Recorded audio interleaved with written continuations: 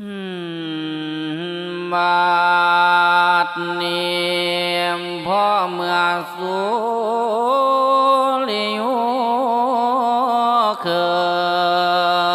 นบุรพาฟ้าไม่ลมปัดต้นหลอกไม้กระจันคู่กินหอมและเห็นเมฆแลล้อมกะเลื่อนกลางเอาตุกถึงเขาที่เดินไพ่ปากวังงันเวียงไว้สวนเอานางมาที่ไทยกับบุตรตาสองอ่อนคุดสาสันคุณซ้อนอาจจะในหมู่มากับทั้งพร้อมว่ารถลา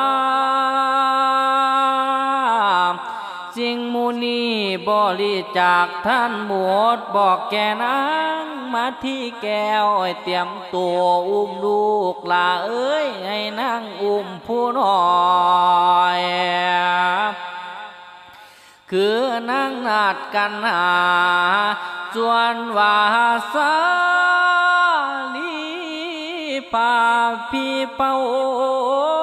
ที่เอาอุ้มมาที่ฟูมไฟน้ำสุลท่าอุกอังเดียวขึ้นหลังกะบ่ไหลน้ำตาย่อยยาวลุงในคณะครั้งนั้นองค์พระเวทจึงก้าวเอาบอกเราเมียขวัญว่ามาที่เจ้าจงอดสาเดือนอย่าได้เพิ่นทางเดียวที่ต้อยต่ำตีนตองสื่อว่าเที่ยวในห้องสงสารปากกะแยงนางเอ้ยว่าปุ่นเป็นผู้แต่งปรารถนาบ่ไรอะไรห้องลาดสวังแต่ก่อนเฮาอยู่อย่างเสวยราชเป็นกษัตริย์เดี๋ยวนี้เฮาพ้อยพาจิปากหวังกันเวียงไว้นางอย่ามัวเมายานการเดินทางที่หยุดย้อนมาเดียหน่อยหนึ่งแลดสิฮอนเดียนน้องสิเปื่อยพงพระเวทเว้าต่อน้องอ้อมปารมควันเข้าเมื่อไกลเวียงวังให้เบิ่งกันถอดเด้อน้องบุญพลาน้ำปองคงสิคืนนครเรศเทศมันเป็นจังสี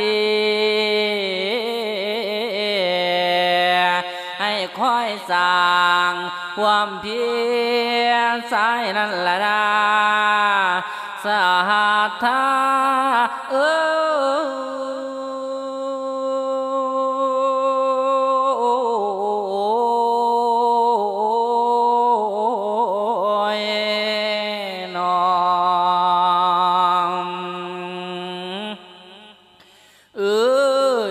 อันหนึ่งเด้อนางเด้อคันนั่งคิดอยากได้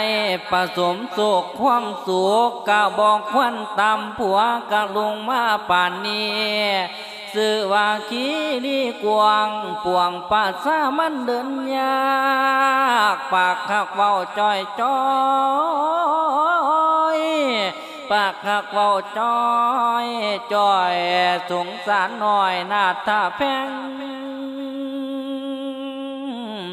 ข้างนั้นเป็นดารูแรงไม่ปงจีดงเด้งแต่ยินแมงเด้ไล่จากจันยีแมงงวงไล่ยินเก่าคันตาเสียงท้องวิวอนยินสอนนำให้มาที่ไทยกะมนมองเดือนสิฟ้าห้ำห้องกะลมพัดใส่คอ ผาดตำเงาสาขา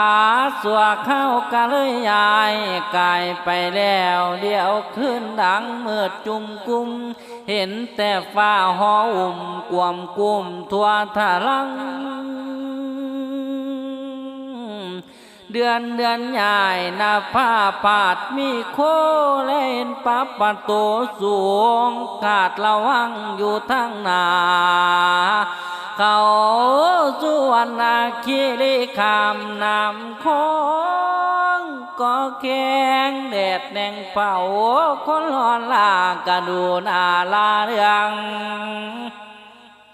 สองอ่อนหน่อยกะว่อนแนวกินผลนังกันหาหิวนุ่มเจียวกินกะตั้งจูนายดูสองหน่อยว่อนเอากับแม่พุ่นเฟื่องไฟและหมักว่าแล้วกะแอวเอาเข้ากังนั้นเทพทอนเจ้ากะน้อมยุดบันดาลมาที่เก็บเอาผลนาประทานทั้งปอนคำมานอนในดาวเห็นเนาเลยบ่อุ่นเอาหัวหมุนทอนไม้แผ่เปล่าแผ่นปูดึกมานำหมอกย่อยห้ำหัวถึงใบตองสองกุมารคอยคล้องแม่กิ้งสีเคียงคางได้ยินเสียงเสือสาง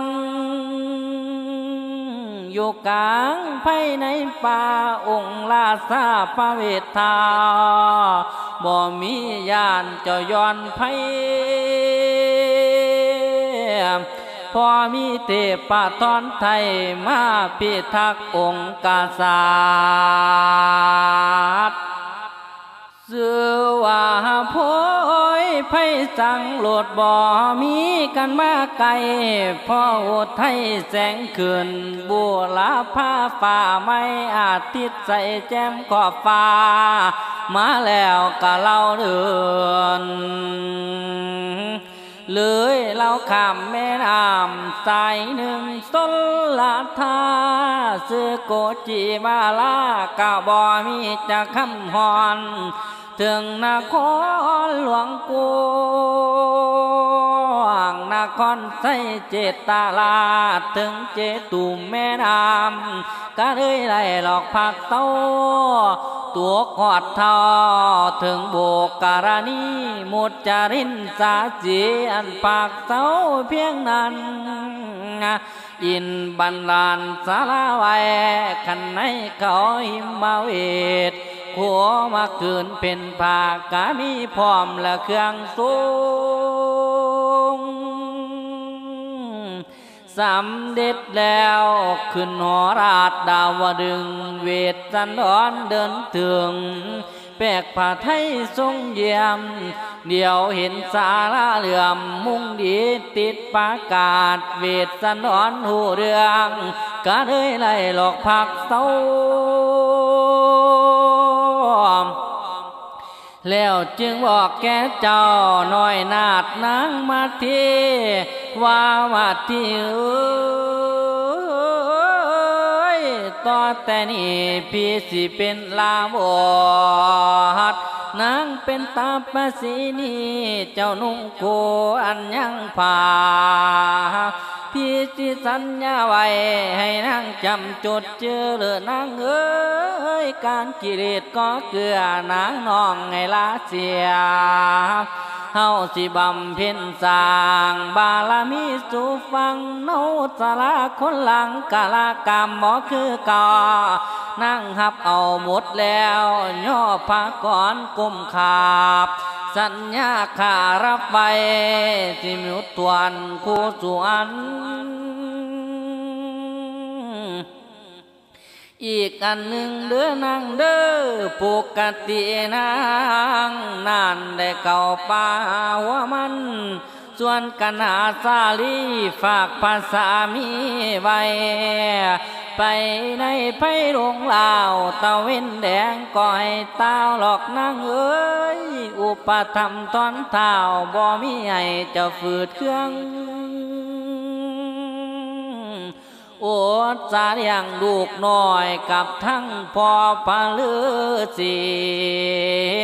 ล้วนมานั้นหลายเดือนก็บ่มีหลอกคำหอนนับได้7 เดือนก่อนแต่แหมไผ่ปากทินอดสากินมากไม่กะต่างเขาอยู่ไปกันนี่หยุดพักไว้เอื่นว่ากันวันนาภเวท57ปากคาตาเด้อหมู่ญาติพี่น้องให้จำไว้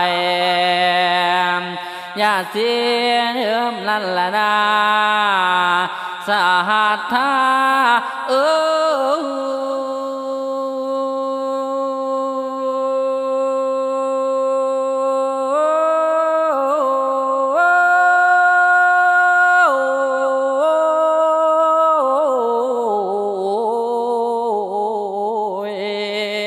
นอ